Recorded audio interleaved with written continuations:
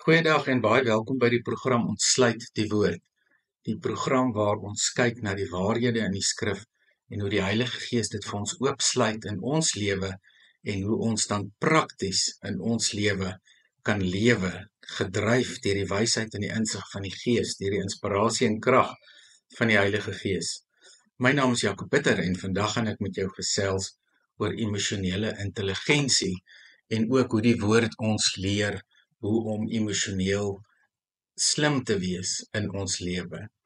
Ons weet dat ons in die boek Spreuke lees en leer dat wysheid begin met die dien van die Here. En ons leef natuurlik elke dag, ek en jy, vanuit ons verhouding met God, want ons weet vanuit ons verhouding met God is dit die enigste manier wat ons sinvol en betekenisvol kan lewe.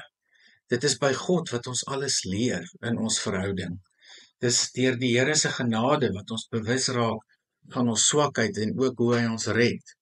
Dis deur sy liefde wat ons omvou, wat ons met liefde na ander kan uitreik en met ander mense kan praat en met ander mense kan werk. En dit is ook natuurlik met die inspirasie van die Heilige Gees dat ons met wysheid en oorleg kan optree. Want is ook die Heilige Gees wat vir ons wysheid gee. Want sonder die wysheid van die Heilige Gees kan ons nie lewe nie. Wysheid begin met die dien van die Here en om die Here te dien bring natuurlik kennis en insig mee.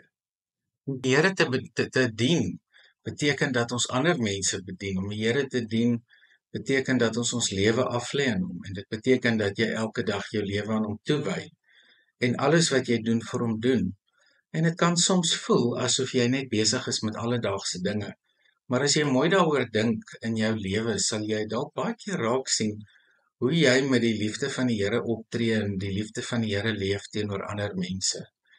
Dis wanneer jy die Here dien, soos Paulus sê, 'n diensknegt van God word, 'n slaaf van God word, waar jy al meer en meer begin om te doen wat hy van jou vra. Dat jy al meer met wysheid optree, dat jy al meer in die lewe kyk na situasies op 'n ander manier. Op 'n al beter manier, om al beter met mense oor die weg te gaan, die mense met wie jy goed oor die weg kom, en natuurlik dan ook die mense met wie jy nie so goed oor die weg kom nie. Vir ons is dit die belangrikste om te weet, dat alles wat ons teenoor mense doen, vanuit ons verhouding met God moet vloei, omdat wysheid by hom begin, omdat ons by hom insig kry.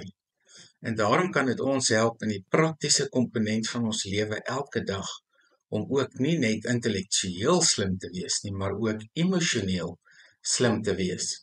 Want baie van ons reaksies, sonder dat ons weet, word emosioneel geneem. Baie keer doen ons dinge voordat ons dink, maar omdat ons so voel diep in ons hart. En dis nie noodwendig verkeerd nie, alhoewel dit vir ons 'n baie groot moeilikheid kan bring partykeer, omdat ons net emosioneel oor 'n ding gedink het of gevoel het. Maar ons moet ook onthou dat daar 'n groot stuk wysheid lê in ons emosies. Die oomblik as ons weet hoe om ons emosies reg te gebruik en as ons die wysheid in ons emosies laat ontsluit deur die Heilige Gees. Dink vir 'n paar oomblikke aan die invloed of die impak wat die Heilige Gees op jou lewe het. Dink aan die liefde wat van die Heilige Gees afkom, die liefde wat ons oorneem, die liefde wat alle verstand te bowe gaan, die liefde van God, die selfopofferende liefde van God, wat 'n vrug van die Gees is, die liefde wat ons teenoor mekaar moet hê, die liefde wat ons vir ander mense moet hê, die liefde wat alles omvou, die liefde wat alles verdra, die liefde wat nooit hoogmoedig is nie, die liefde wat op so 'n manier na mense gaan sonder dat daar vereistes aangestel word, die onvoorwaardelike liefde. Die liefde waarvan ons lees in Johannes 3 vers 16, want God het die wêreld so lief gehad, dat hy sy eie seun gestuur het, sodat elkeen wat in hom glo, nie verlore sal gaan nie, maar die ewige lewe sal hê. En dit is dieselfde waarvan ons lees in 1 Johannes. God is liefde. Wanneer ons praat oor die liefde, as die vrug van die Gees, as die sambreel, waaronder al die vrugte resorteer, dan sal ons verstaan dat ons die regte besluite sal neem, wanneer ons te doen vanuit die liefde van God, vanuit die liefde waar die Here vir ons motiveer, waar die Here vir ons dryf om met die liefde en die gesindheid van hom te dink, te leef en so op te tree en so te praat. Die liefde het natuurlik afdelings waarna ons kan kyk wat ons help om emosioneel beter op te tree. Die eerste een van die vrug is natuurlik die vreugde. En wanneer ons met die lewensvreugde van die Here lewe, beteken dit nie net vir onsself baie nie, want om elke dag opgeruimd te wees en gelukkig te wees en dankbaar te wees vir die dag wat voorlê, is natuurlik 'n pluspunt. Dis natuurlik lekker, want 'n mens kan uitsien na alles wat voorlê. Dit is nie morbied of donkerig of negatief nie. 'n Lewe van vreugde spruit natuurlik voort uit die feit dat die Here ons maak wie ons is. Dat ons nie vas te val in ons gebroke liggame, in ons gedagtes, in ons sondes en so aan nie. Maar die vreugde is iets wat uit ons binneste uitvloei. Dink maar net in jou lewe die kere wat jy met vreugde kon lewe, wanneer jy met vreugde teenoor ander kon optree, of selfs toe jy die vreugde in ander mense raak gesien het. En dit help vir ons natuurlik in die eerste plek van emosionele intelligensie om bewus te wees van die vrug van die Gees. Ons moet bewus wees van watter emosies die Heilige Gees in ons lewe wakker maak en ons moet daarvolgens optree. En hier het ons onderskeiding nodig, elkeen van ons. Ons moet leer om te onderskei tussen die gevoel wat ons sondige natuur of die eie ek het en die gevoel wat die Heilige Gees in ons lewe wil hê of bewerk. En vreugde moet ons van bewus word. Ons moet bewus word van hierdie gevoel van geestelike vreugde, van geestelike dankbaarheid. Die volgende vrug van vrede moet natuurlik ons verstand oorheers. Vrede en rustigheid van God. En dis waarom die engele gesê het vir die skaapwagters, vrede vir julle, en God vir wie hy 'n welbehae gehad het. En dis hoekom ons leer by Paulus, dat die vrede wat alle verstand te bowe gaan, oor elkeen van ons die hoogtyd sal vier. En mag God se vrede wat alle verstand te bowe gaan, in jou gedagtes heers. En vrede is deel van ons emosionele samestelling wat van God afkom. Dis ons nuwe herskepte situasie, dis ons nuwe herskepte emosionele intelligensie, want ons reageer ook in terme van ons gevoel van vrede en onrustigheid, of onrustigheid wat na vrede kan gaan. En dit help vir ons om beter besluite te neem. Ons moet dit erken in ons lewe, en ons moet toelaat dat die Heilige Gees ons bestuur met vreugde, met vrede. Dink vir 'n paar oomblikke aan geduld, iets waaraan baie van ons ontbreek, of wat vir ons regtig 'n moeilike faset in ons lewe is. Maar tog leer ons dat dit vasgeanker is in die struktuur van die vrug van die Gees, in Galasiërs 5 vers 22 tot 23. En weet ons dat hierdie geduld ook van die Here afkom en aan elkeen van ons gegee word. Want dit is die Here wat ook in die Ou Testament geduld gehad het met die volk van Israel. Geduldig en lankmoedig was die Here in die Ou Testament met al die sondes en al die foute van die mense. En dit moet vir ons leer, vir my en vir jou, veral vir ons wat gelowiges is, hoe belangrik dit is dat ons geduldig teenoor ander mense moet wees. Oor die eenvoudige les wat ons uit die Ou Testament leer, dat die Here geduldig en lankmoedig was met 'n gebrekkige volk, 'n sondige volk, 'n weerbarstige volk. Hoeveel te meer het die Here dan met my en jou geduld? Hoe geduldig is die Here regtig met ons? En ek dink as ons dit verstaan, hoe genadig God is, dat hy met ons geduldig is, behoort ook ons bewus te raak hiervan. God se geduld met my en God se geduld met jou.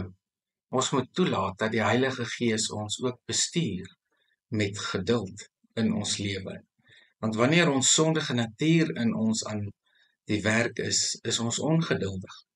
Maar wanneer die Heilige Gees ons lewe bestuur, is ons geduldig. Dan is daar natuurlik ook die vrug van vriendelikheid. En vriendelikheid kos ons niks.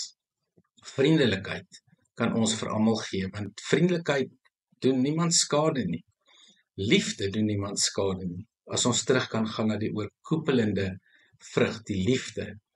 Paulus skryf in Romeine 13 vers 8 tot 10, julle moet niemand iets verskuldig wees nie, behalwe om mekaar lief te hê, want die liefde doen niemand kwaad nie. En ons moet weet, dat vanuit liefde ook vriendelikheid na vore kom. Daar is niks so mooi, soos mense wat dit reg kry om heeltyd met vriendelikheid en 'n vrolike gesig na ander mense toe te gaan nie. Maar dit is ook vir ons baie moeilik om met mense kontak te maak wat onvriendelik is, of met mense te gesels wat nie vriendelikheid in hulle gesigte het nie. En vriendelikheid word deur die Heilige Gees in ons lewe bestuur, word deur die Heilige Gees in ons lewe beheer. En daarom het ons geen rede om nie vriendelik te wees nie. Ons het alle rede om vriendelik te wees. As ons vir 'n paar oomblikke kan besef dat die Here vir ons vrygemaak het van al ons sonde en dat die Here in beheer in ons lewe is, dan sal ons onvriendelike sondige natuur nie die deurslag in ons lewe kan gee nie. Ons sondige natuur is in stryd met wat die Gees wil, en wat die Gees wil is in stryd met ons sondige natuur. En daarom moet ons ook ons sondige natuur in bedwang bring, moet ons sondige natuur deur die Heilige Gees laat beheer, deur vir ons met sy liefde te omvou, deur vir ons vreugde innerlik te gee, deur sy vrede deur ons te laat vloei, deur ons te help om geduldig te wees en om vriendelik te wees. En dan natuurlik ook die laaste een van goedhartigheid. En hiermee bedoel ek nie die einde of die laaste een van die vrug nie, maar ek bedoel die volgende een. Die goedhartigheid is natuurlik iets wat vir ons help om ander mense van die evangelie te vertel.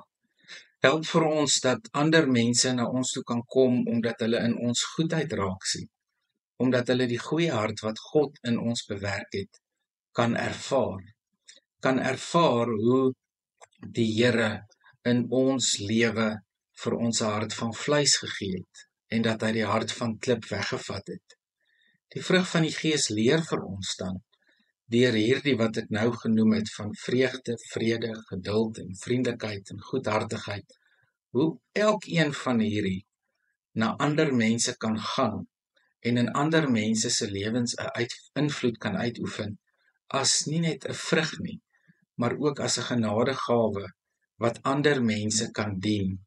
Want Jesus het ons geleer, as ons die meeste wil wees, as ons die leier wil wees, moet ons heel laaste wees en moet ons ander mense dien. En goedheid kos ons niks, maar dis wanneer ons as mens met 'n harde hart lewe, dat die goedheid van die Heilige Gees in ons lewe ontbreek. En die goedheid is die laaste een van hierdie verskillende emosies wat in ons lewe natuurlik na vore kom en deel van ons innerlike wese. En ons kan altyd onthou, al is mense met ons hoe moeilik, al gee mense vir ons hoeveel probleme, al maak mense vir ons die lewe hard, moet ons nog steeds sagmoedig wees, leer ons in Galasiërs 6 vers 1. Moet ons altyd mense wat in foute val in 'n gees van sagmoedigheid reghelp. Moet ons nie hard met mense wees nie. En dit is waar goedhartigheid na vore kom, en dit is waarom goedhartigheid in ons lewe so belangrik is. Daarna kry ons as vrug getrouheid. En ons weet, in die eerste plek is getrouheid 'n werk, is getrouheid teenoor God, is getrouheid teenoor God en teenoor mense, maar dis ook teenoor onsself, om getrou te bly aan die Here, om getrou te bly dat die Heilige Gees deur ons werk, dat die Heilige Gees se vrug in ons lewe manifesteer, dat ons deur liefde getrou bly aan God, dat ons aan God verbind bly, en dat ons nie toelaat dat enige iets tussen ons en die Here kom nie, maar dat ons weet, dat wanneer ons getrou bly aan God, hy bly getrou en regverdig.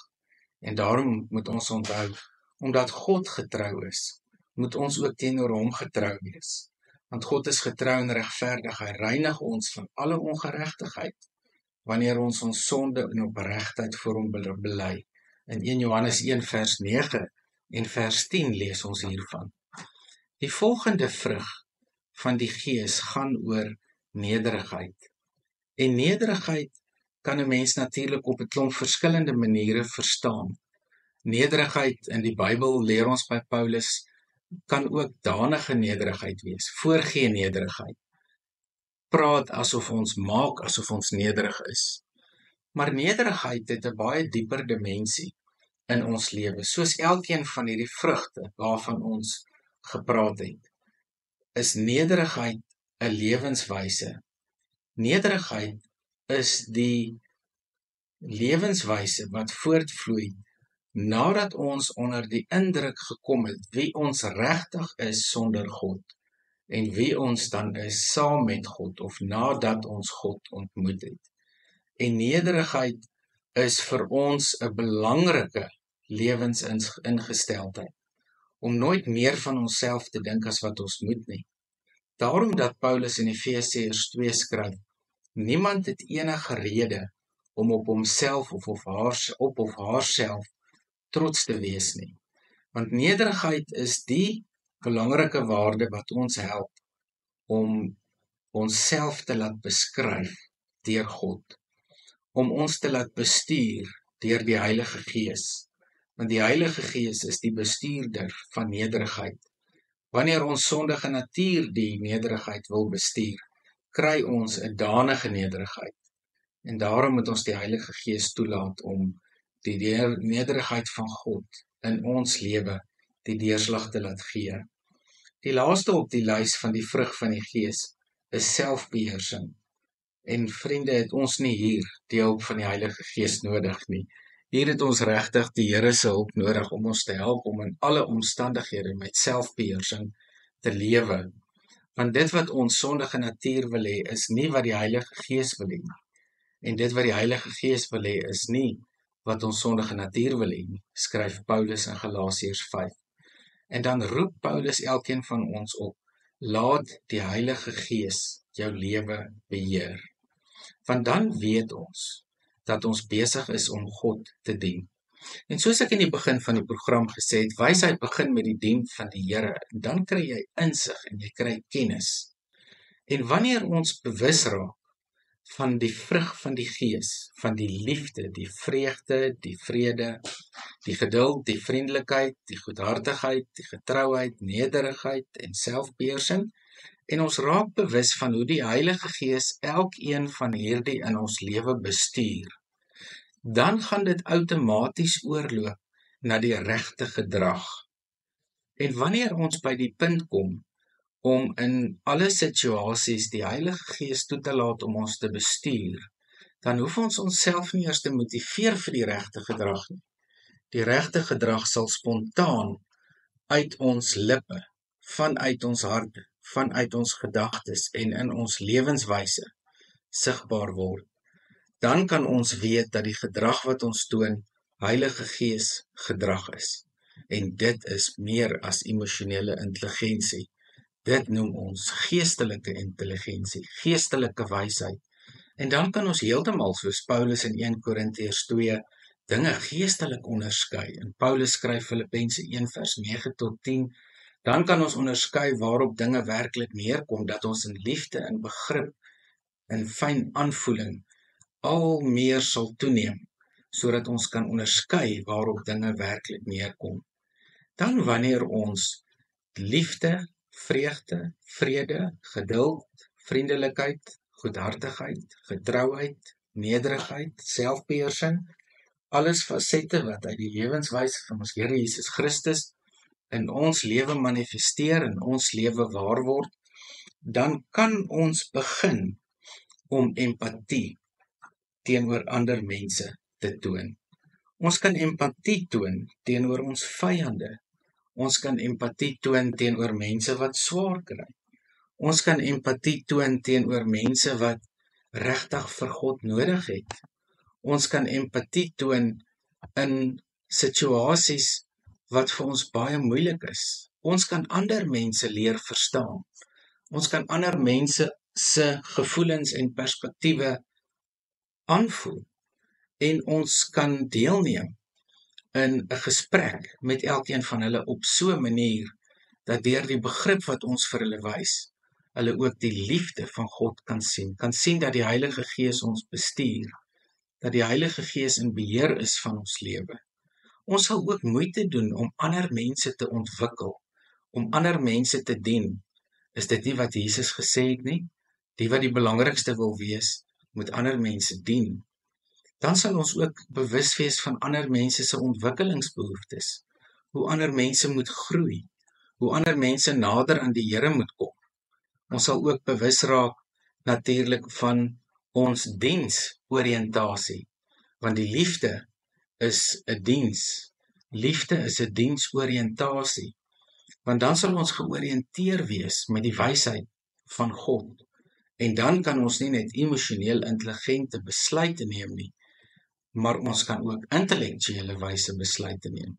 En ons kan ook geestelik onderskei, wat natuurlik die heel belangrikste is van al drie. Maar ons kyk vandag na die emosies, want die emosies kan so bedrieglik wees, maar die gedagtes ook. Maar wanneer die Heilige Gees ons gedagtes en ons harte heers, oor ons harte en gedagtes heers, dan sal ons weet dat ons in ander mense se belang sal optree. En daarom kan ons ook bewus raak van ander mense se behoeftes. En ons kan ook weet dat ons teenoor ander mense op so 'n manier kan optree, dat hulle kan groei en dat hulle nader aan die Here kan lewe. Wysheid begin met die dien van die Here. En ons weet dat die wysheid wat ons het, nie van onsself afkom nie, maar van God afkom. Dit verander natuurlik ons ingesteldheid, dit verander natuurlik ons houding teenoor die Here, dit verander natuurlik ons gedrag. En dit affekteer elke keer ons houding, en ons houding affekteer elke keer ons gedrag. So ons het vandag geleer dat ons eie emosies moet leer ken. Ons het geleer dat ons eie gedagtes moet leer ken. Ons het geleer dat ons die vrug van die Gees in ons lewe moet leer ken. Wanneer ons die Heilige Gees meer verstaan, wanneer ons die Heilige Gees beter leer ken, sal ons bewus raak van dit wat regtig binne in ons gebeur. En dan sal ons besef dat nie ons emosies nie ons gedagtes nie, maar die Gees in ons lewe in die eerste plek moet bepaal wat ons dink, wat ons doen en wat ons sê. En daar is eienskappe wat ons natuurlik daaraan koppel. Ons het die eienskappe, die vrug van die Gees, wat ons moet koppel aan elkeen van ons gedrag en ons lewenswyse. Ons moet natuurlik leer om ons emosies te bestuur, om ons gedagtes te bestuur, maar meer as dit, ons moet leer om ons emosies en gedagtes onder die bestuur van God te plaas. Ons moet leer om die Heilige Gees te vertrou om ons te bestuur. Ons moet leer om die Heilige Gees toe te laat om beheer uit te oefen in die tempel, ons liggame, soos Paulus beskryf in 1 Korintiërs 3, dat ons tempels is van God, waarin God woon. Ons moet toelaat dat ons onsself moet motiveer, dat die Heilige Gees ons gedrag bepaal, en dat ons ook in ander mense se lewens hulle emosies sal erken, hulle omstandighede sal erken, en dat ons ook op 'n manier dan vanuit dit ander mense kan dien, vir ander mense iets kan beteken, en dat ons kan weet dat ons onsself kan beheer, dat ons kan weet dat die Here ons beheer, en dat hy elkeen van ons in alle situasies en alle omstandighede vir ons help. In die begin het ek die aanhaling van Aristoteles gelees, ek lees dit weer. Anyone can become angry, that is easy, but to be angry with the right person to the right degree, at the right time for the right purpose, and in the right way, this is not easy. Om kwaad te word is maklik, om emosioneel te reageer is maklik, maar om met die regte persoon, om teenoor die regte persoon emosioneel te raak, en op die regte vlak, en op die regte tyd, vir die regte doel en vir die regte rede, en op die regte manier, dit is nie maklik nie.